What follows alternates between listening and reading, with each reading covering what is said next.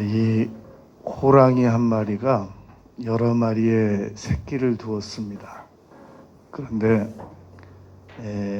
환경 문제로 인하여 그 거처를 옮기는 과정에서 이 새끼 한 마리를 떨어뜨리고 이주를 했습니다. 이 호랑이 새끼 한 마리가 생존을 위해서 노력하다가 이 양의 새끼들의 무리와 함께 합류를 했습니다. 그래서 그때부터 양의 새끼들과 함께 같이 풀 뜯어 먹고 잠자고 양의 새끼들처럼 움직이고 행동하기를 시작했습니다. 이 호랑이는 몸이 커 나가는데도 전혀 두렵지 않았습니다. 양처럼 온순하게 행동했기 때문입니다. 어느 날 이 호랑이 한 마리가 보니까 이 같은 그 동족이 양의 무리와 섞여 있단 말입니다. 그런데 하는 짓이 이거 호랑이로서의 그 체면을 손상시킬 수 있는 아주 그 온순한 행동만 하는 것을 양 사냥을 하러 갔다가 발견하게 됩니다. 이 호랑이가 그 온순한 양처럼 변해 있는 호랑이를 불렀습니다. 그리고는 내가 비록 지금 양 사냥하러 왔지만 더 급한 일을 발견하게 되었기 때문에 그 일을 먼저 하노라 하고 훈련을 시키기 시작했습니다. 너는 지금 호랑이의 정체성을 잃어버렸다. 앞으로 호랑이처럼 걷고 호랑이처럼 으르렁거리고 호랑이처럼 이제 풀 식사 그만하고 고기를 먹고 그러하여라. 계속 훈련을 받았습니다. 이 호랑이가 눈에서 빛이 나기 시작했고 그리고 양들과 자신과는 근본이 다르다는 사실을 깨닫게 됩니다. 여러분, 이 사람은 크게 고난당하는 사람, 고난당하지 않는 사람 이렇게 둘로 나눠지지 않습니다. 세상 사람들은 고난 중에 신앙이 깊어지는 사람, 그리고 고난 중에 오히려 야생성이 회복돼서 신앙을 이탈하는 사람, 둘로 나눠질 뿐입니다. 모든 사람들은 고난을 당하기 때문입니다. 가장 중요한 주의해야 될 일이 하나 있습니다. 예외의 경우가 있는데 돌발 경우입니다. 신앙은 좋아지는데 성품이 나빠지는 사람들이 있습니다. 호랑이처럼 야생성을 발견해내 가지고 성경 지식도 좋아지고 기도도 더 많이 하고 교리 지식도 많아지는데 성품은 점점 호랑이처럼 사나워지게 되는 경우가 있다는 겁니다. 우리는 이 고난 중에 이러한 불상사를 막아야 됩니다. 그러므로 오늘 우리가 고난 중에 취하여야 할 태도 3가지를 생각할 겁니다. 어떻게 하면 고난을 아주 잘 활용할 수 있도록 태도를 취할 수 있을 것인가? 첫 번째입니다. 기뻐하는 겁니다. 오늘 본문 말씀 1장 2절에 보면 내 형제들아 너희가 여러 가지 시험을 당하거든 고난을 당하거든 온전히 기쁘게 여기라. 기쁘게 여기라는 겁니다. 왜 고난 중에 기뻐해야 되는가? 성경에는 그 이유가 5가지가 기록이 되어 있습니다. 왜 고난 중에 지금 울어도 시원찮은데 왜 고난 중에 기뻐해야 되는가? 그 5가지 이유 중에 하나가 기뻐하라는 건 명령입니다. 선택이 아닙니다. 환경에 따라서 기뻐해도 되고 안 기뻐해도 되는 것이 아니라 온전히 기쁘게 여기라. 데살로니가전서 5장 16절에서 항상 기뻐하라. 그러므로 우리에게는 좋은 일이 다가왔을 때도 기뻐해야 되고, 좋지 않고 불편하고 어려운 상황이 다가왔어도 마땅히 기뻐해야 된다는 겁니다. 이것은 신앙인으로서의 의무이고 명령입니다. 그리고 왜 기뻐해야 하느냐? 고난은 하나님께서 허용하신 범위 내에서만 다가오는 것이기 때문에 기뻐하라는 겁니다. 우연히 다가오지 않았다는 겁니다. 욥의 고난이 욥기 1장 2장을 읽어보면 하나님께서 사탄에게 욥을 자랑하셨습니다. 그랬더니 사탄이 욥에게 시험을 허락하실 것을 제안했습니다. 하나님께서 허락하셨습니다. 건강에는 손을 대지 마라.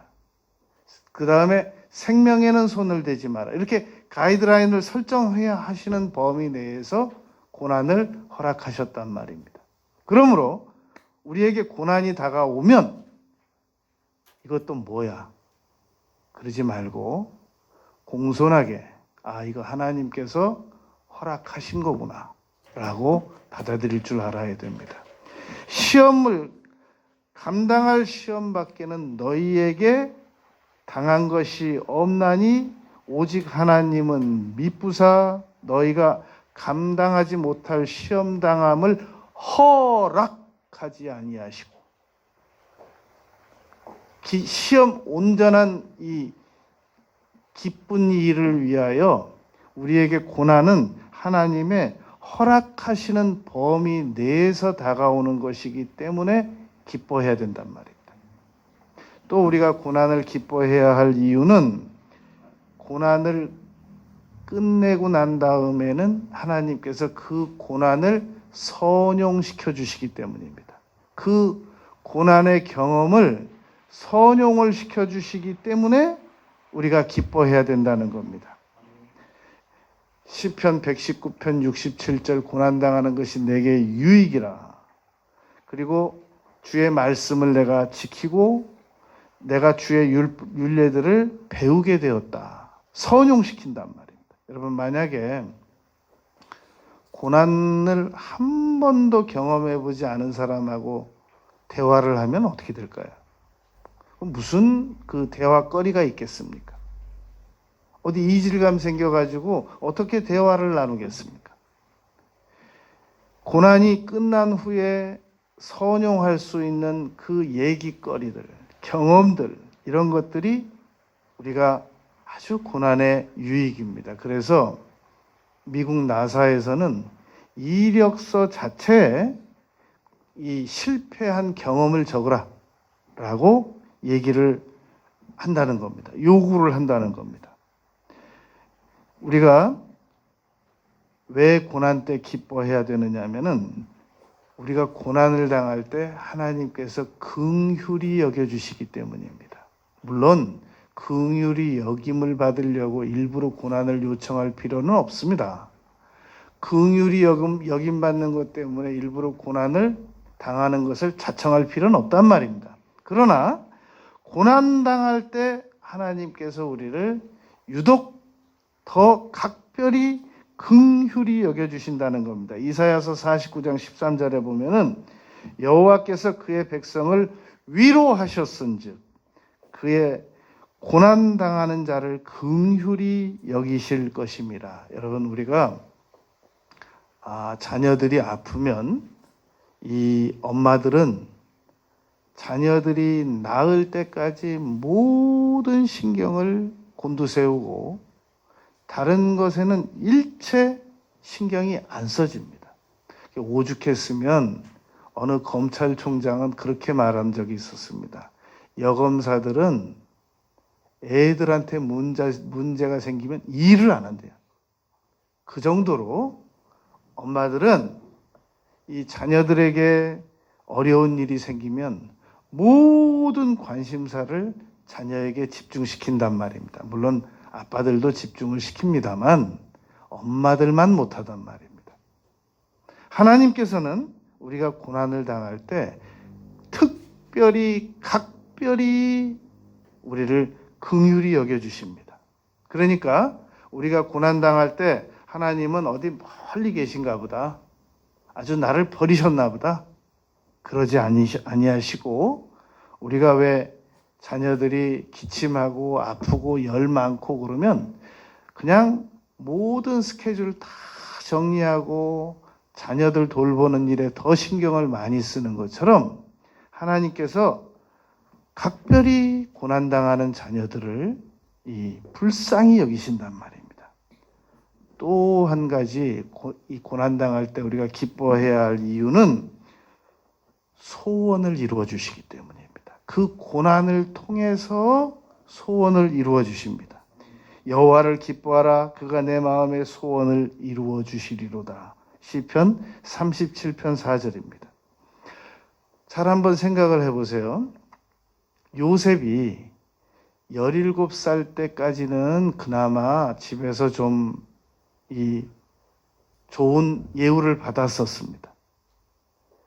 물론 차별적 예우였지만, 그러나 그때부터 13년 동안 요셉이 당한 고난밖에 없습니다. 형들에게 그 매정하게 거절당하고 쇠사슬에 손목과 발목을 묶여서 도주를 방지하기 위해서 그 보디발 장군 집에 가서, 그리고 오해받아가지고 감옥 가서 이 13년 동안 말로 다 할 수 없는 고통을 당했단 말입니다.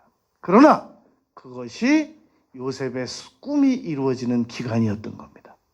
그러므로 우리에게 고난이 다가온다고 해서 이제 나는 모든 나의 계획과 희망과 소망은 중단됐구나, 천만에라는 겁니다. 지금 그것이 이루어지고 있는 과정 중에 있다는 겁니다. 그래서 시험을 참는 자는 복이 있나니, 시험을 참는 자는 복이 있고 시련을 견디어내는 자가 면류관도 얻는단 말입니다. 그러니까 하나님께서 우리에게 복을 주신단 말입니다. 고난을 통해서 복을 주십니다. 하나님께서는 아무 고난도 안 주시고 받아라 복 그러지 않으시고, 반드시 고난의 코스를 통해서 복을 주신단 말입니다. 여러분, 우리가 이 고난 중에 기뻐해야 할 이 5가지의 이유, 명령이기 때문에, 하나님의 허락이 있으셨기 때문에, 그 고난을 당한 후에 그것을 선용할 수 있기 때문에, 자원이 되기 때문에, 그리고 긍휼히 여겨주시기 때문에, 소원까지 이루어주시기 때문에 우리는 고난당하는 중에 마땅히 기뻐할 줄 알아야 된단 말입니다. 두 번째, 우리가 고난 중에 취하여야 할 태도는 인내하는 겁니다. 오늘 본문 말씀 3절 4절에 보면, 너희의 믿음의 시련이 인내를 만들어내는 줄 너희가 알미라. 인내를 온전히 이루라. 이는 너희를 온전하게 구비하여 조금도 부족함이 없게 하려 함이라. 여러분, 왜 우리가 고난당할 때 인내를 해야 되느냐면은, 레오나르도 다빈치에게 누가 물었습니다. 당신은 어떻게 그렇게 그토록 훌륭한 다윗상을 만들어냈습니까? 그랬더니 그냥 큰 대리석 하나 갖다 놓고 다윗에게 어울리지 않는 부분들을 조각조각 떼어내다 보니까 다윗과 같은 훌륭한 조각상이 나왔습니다. 그렇게 대답했더라고 합니다.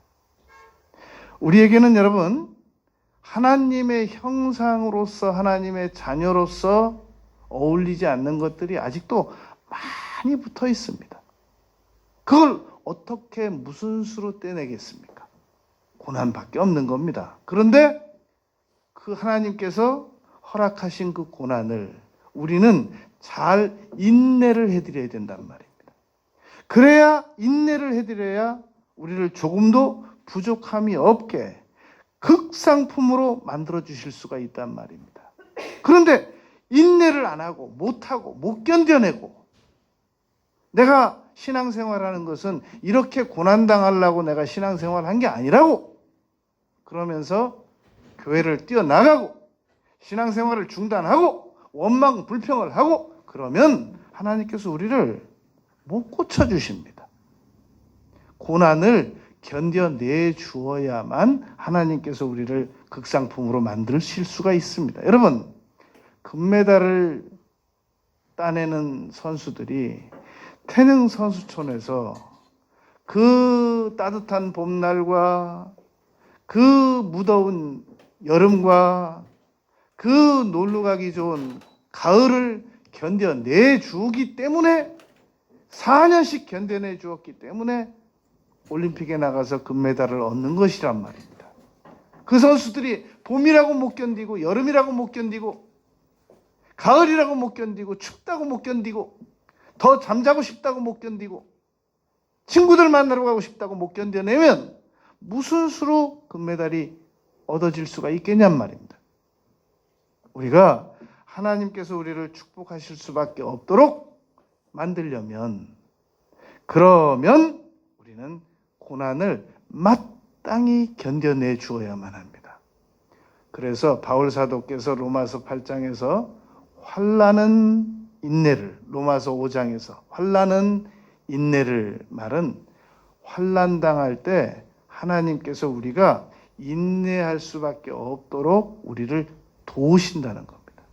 환난은 내가 줬으니까 너희는 알아서 인내하라. 그게 아니라 환난도 허용하신 하나님께서 인내도 이룰 수 있도록 그때그때마다 설득해 주시고 포기할 때마다 설득해 주시고 그래서 우리가 인내를 온전히 이루어낼 수 있단 말입니다. 여러분 그런 말이 있습니다.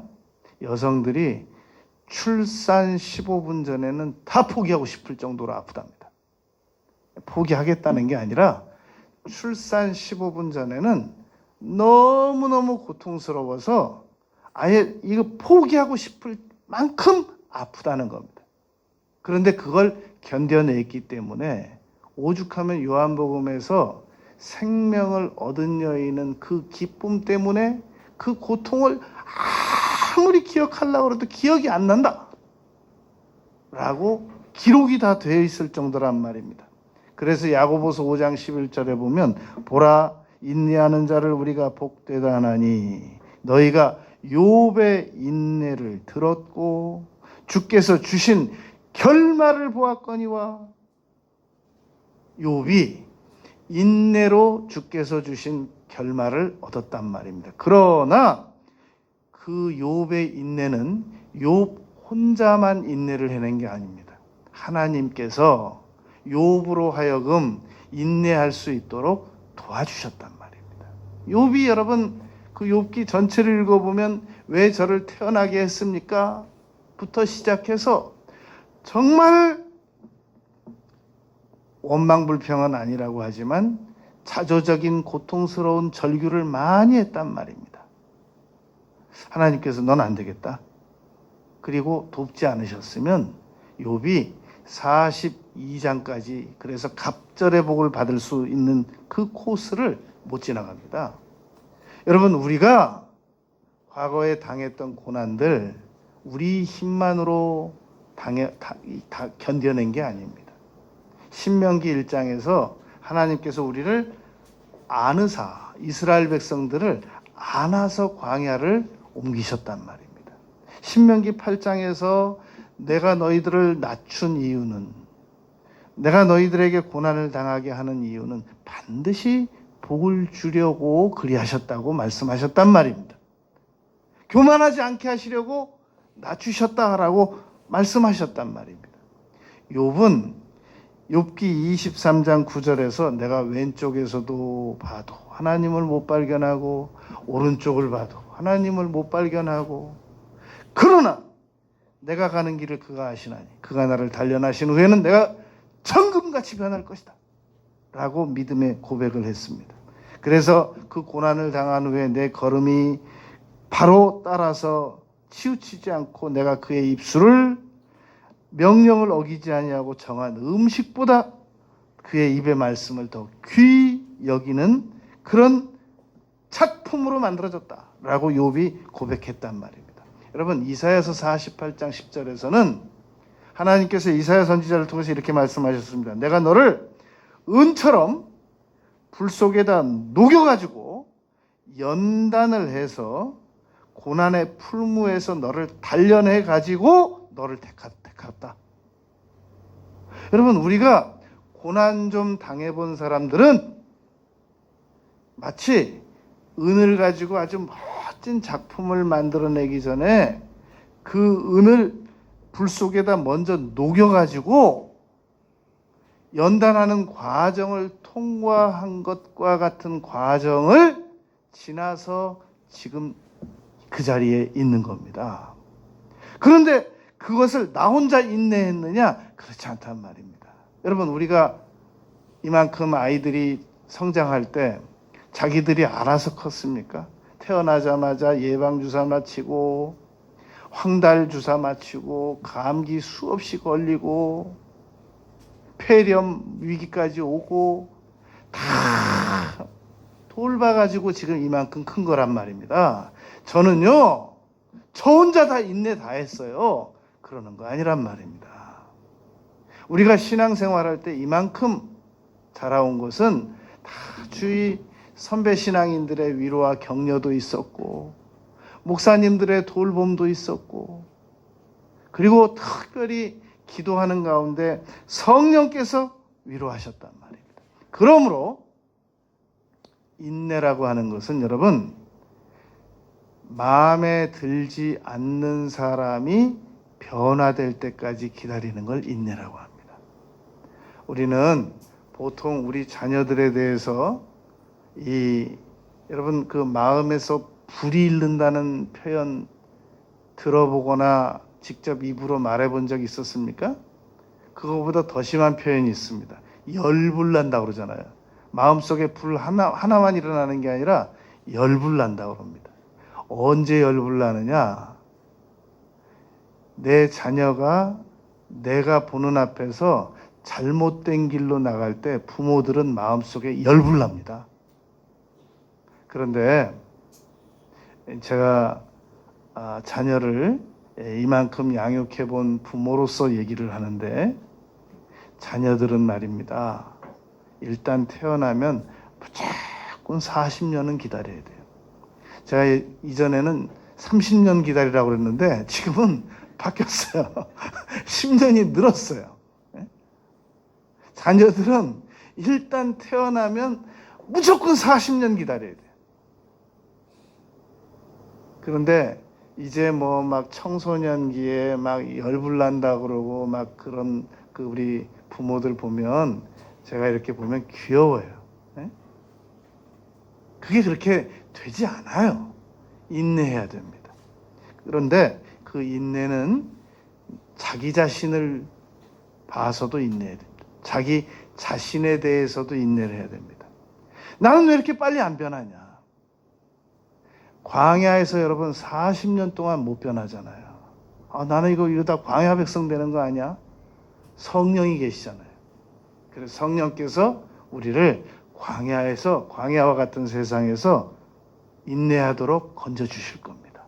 그래서 여러분 배우자들은 여러분 제가 정확하게 얘기할게요. 한 60년 기다려야 돼요.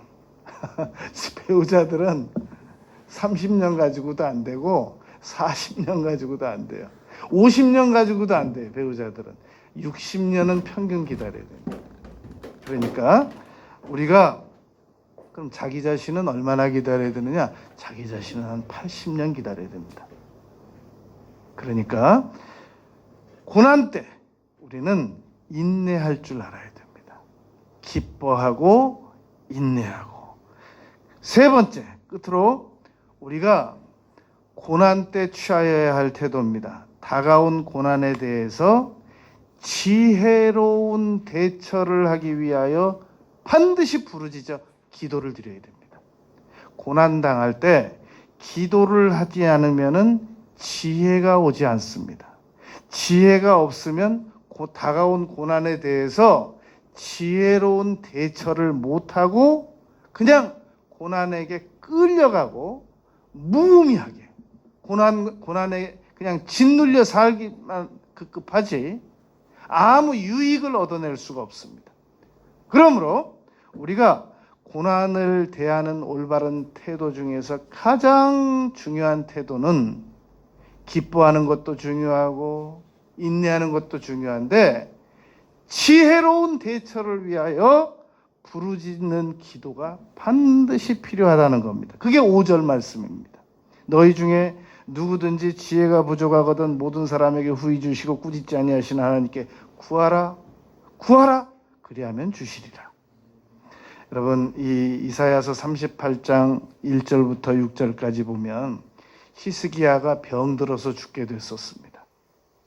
분명히 당대에 하나님께 귀하게 쓰임받는 이사야 선지자를 통해서 너는 이제 내 집에 유언해라. 내가 죽고 살지 못하리라. 선언을 받았단 말입니다. 통보를 받았습니다. 너 올라올래? 뭐 이런 것도 아닙니다. 그냥 하나님께서 너는 이제 유언해라. 그랬는데 히스기야는 그때부터 벽으로 향하고 여호와께 기도하기 시작했습니다. 이건 뭐 하나님께서 일방적으로 통보하신 거기 때문에 이건 변경의 여지가 없어. 나는 죽어야 돼. 다 불러 모아놓고 하나님께서 이사야 선지자를 통해서 나를 이제 그만 세상 떠나라고 부르신다고 하니까 내가 유언하마. 그러지 않았단 말입니다. 아무도 만나지 않고 바로 그냥 벽 쳐다보고 기도하기 시작했습니다. 여호와여 구하오니 내가 주의 목전에서 선하게 행했던 것을 기억하옵소서. 그러면서 심히 통곡을 했습니다. 그랬더니 여호와의 말씀이 이사야에게 임하여서 너는 가서 히스기야에게 다시 말해라. 내가 내 기도를 들었고 내 눈물을 보았다. 내가 너 15년 더 살려줄게. 그리고 네가 구하지 아니한 그 아수르 주변의 그 공격으로부터도 내가 이 성을 보호해 줄게. 여러분, 솔로몬도 지혜 달라고 하니까 구하지도 아니하였던 부와 명예와 장수도 허락하셨었단 말입니다. 고난 때 부르짖어 기도를 드리면 하나님께서 반드시 지혜로운 대처 능력을 주십니다. 이 지난 주간에 아주 그 흥미로운 기사 한 편이 그 뉴스에서 다루어졌었습니다. 브라질에서 있었던 일입니다. 한 그 동물병원에 유기견 한 마리가 다가온 겁니다. 그래서 안에서 수의사가 이렇게 자세히 보고 있다가 잠시 가겠지 그러고 봤는데 계속 이 아이가 안 가요. 안으로 들어오려고 하고 보니까 왼발을 잘 발을 못 딛는 겁니다. 그래서 자세히 살펴보니까 왼발도 아픈데 이 배에 종양이 있는 겁니다. 그래가지고 만약에 그 강아지를 키우는 사람이 데리고 왔으면 치료비 전액 다 내야 되죠. 이 유기견이 누가 가르쳐주지도 않았는데 스스로 동물병원을 찾아왔다는 것이 너무 가상해가지고 종양 제거까지 해줬잖아요. 여러분, 히브리서 11장 6절 하나님께 찾아나가는 자는 상도 주시고 그리고 기쁘게 여기신단 말입니다. 하물며 반려견이 별로 그렇게 크게 도와줄 능력도 없는 그 동물병원에서 그렇게 그 반려견 한 마리를 찾아왔다는 자체를 가지고 가상히 여겨가지고 종양 제거까지 시켜주고 치료를 해주었다면 전능하신 하나님께서 우리가 문제를 가지고 고통의 문제를 가지고 긍휼히 여기시는 하나님께서 우리가 고통의 문제를 가지고 나왔는데 냉정하게 대하시겠습니까? 하나님은 절대 강청하는 친구를 대하듯이 그리고 이 그냥 이 기도하는 사람을 불의한 재판관이 과부대하듯이 그렇게 대하시는 분이 아니란 말입니다. 네가 왔구나. 이제 왔구나. 많이 기다렸다. 탕자처럼 멀리서 보고 한눈에 알아보고 달려나가시는 하나님처럼 고통 때 다가오면 반드시 치료해 주시고 긍휼히 여겨 주시고 지혜로운 대처 방법을 알려주신단 말입니다. 여러분, 고난당할 때 가장 중요한 겁니다. 응답받는 게 중요하고 기간을 단축시키는 게 중요하고 여러 가지 지혜로운 대처 방법도 중요하겠습니다만 고난당할 때 가장 중요한 것은 우리의 품위를 잃지 않는 겁니다. 우리가 침착하게 대응해야 됩니다. 우리의 존엄성을 잃지 않고 그리고 고난당할 때 아주 여유 있게 아무 일도 없는 것처럼 그렇게 고난을 능숙하게 다루어 나갈 줄 알아야 됩니다. 그러려면 반드시 세 가지가 필요한데 기뻐하고 인내하고 부르짖어 기도를 드릴 줄 알아야 합니다. 기도드리겠습니다.